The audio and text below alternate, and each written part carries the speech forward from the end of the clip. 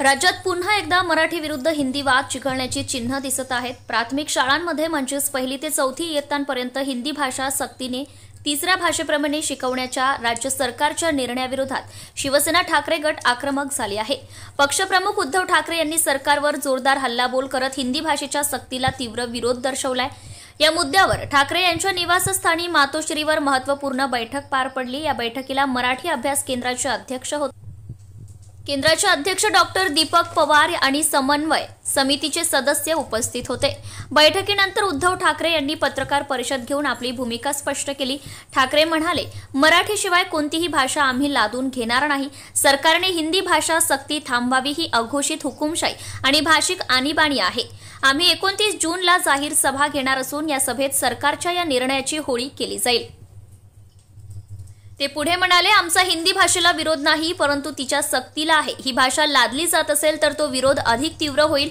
बाटेंगे तो काटेंगे हे धोरण केंद्र सरकारचे आहे।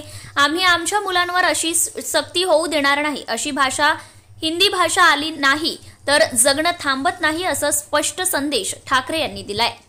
या भाषणादरम्यान ठाकरे यांनी आंदोलनाचा इशाराही दिलाय। 29 जूनला सभा आणि 7 जुलैला मोर्चा काढण्यात येणार आहे।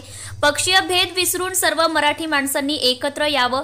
मराठी चित्रपट सृष्टीतील कलाकार, साहित्यिक, खेळाडू सगळ्यांनी मराठीसाठी पुढे यावं असं आवाहन त्यांनी केलंय। भाजपवर टीका करताना ते म्हणाले, भाजपमध्ये अस्सल मराठी माणसं आहेत, परंतु त्यांना शोधणं संशोधनाचा विषय आहे। मी एक मराठी माणूस म्हणून सर्वांना एकत्र येण्याचं आवाहन करतो असंही त्यांनी ठणकावून सांगितलंय। या पार्श्वभूमीवर मराठी अस्मितेचा मुद्दा पुन्हा एकदा राज्यात जोरात चर्चेत येण्याची शक्यता आहे।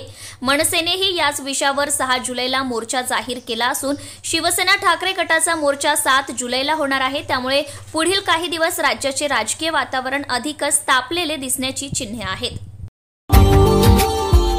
Subscribe now and press the bell icon. Never miss an update.